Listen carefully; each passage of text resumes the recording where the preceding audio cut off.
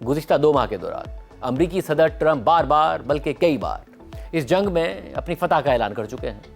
مگر رائٹرز کی رپورٹ کے مطابق 2 امریکی حکام اور ایک باخبر شخص نے بتایا ہے کہ امریکی انٹیلیجنس ادارے اس بات کا جائزہ لے رہے ہیں کہ اگر صدر ٹرمپ 2 ماہ سے جاری اس جنگ میں اپنی یک طرفہ فتح کا اعلان کر دیں تو اس پر ایران کا رد عمل کیا ہوگا۔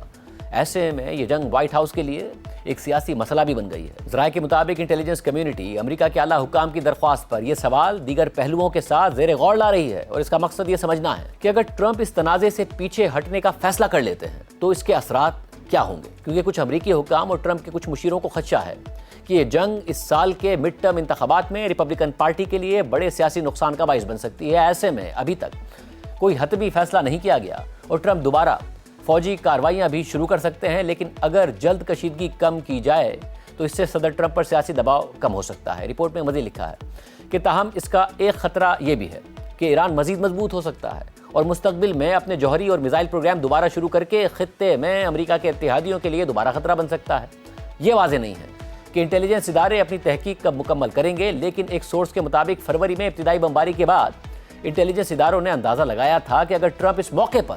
اسی وقت اپنی فتح کا اعلان کر دیں اور امریکہ خطے سے اپنی فوجیں کم کر لے تو ایران اسے اپنی کامیابی سمجھے گا، جبکہ دیگر سورسز کے مطابق اگر ٹرمپ یہ اعلان کر دیں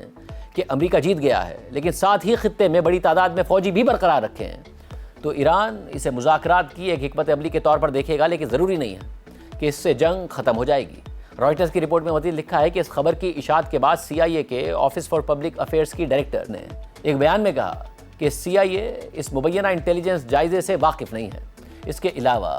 ٹرمپ انتظامیہ کے معاملات سے واقف ایک اور شخص کے مطابق ایران کے حوالے سے مختلف فوجی آپشنز اب بھی زیر غور ہیں، جن میں ایران کی فوجی اور سیاسی قیادت پر دوبارہ فضائی حملے بھی شامل ہیں۔ تاہم ایک امریکی اہلکار اور ایک باخبر شخص کا کہنا ہے کہ ان میں سے بڑا قدم جیسے کہ ایران پر زمینی حملہ کرنا اب پہلے کے مقابلے میں کم ممکن نظر آتا ہے، حالانکہ چند ہفتے پہلے اس سے مختلف صورتحال تھی۔ وائٹ ہاؤس کے ایک اہلکار نے کہا کہ جنگ ختم کرنے کے لیے صدر ٹرمپ پر امریکہ کے اندر بہت زیادہ دباؤ ہے۔ ایک ذریعے کے مطابق ایران نے جنگ بندی کا فائدہ اٹھاتے ہوئے اپنے وہ لانچرز، اسلحہ، ڈرونز اور دیگر سامان باہر نکال لیا ہے جو جنگ کے آغاز میں امریکہ اور اسرائیل کی بمباری کے دوران زمین کے اندر چھپا دیے گئے تھے۔ اس کے نتیجے میں اب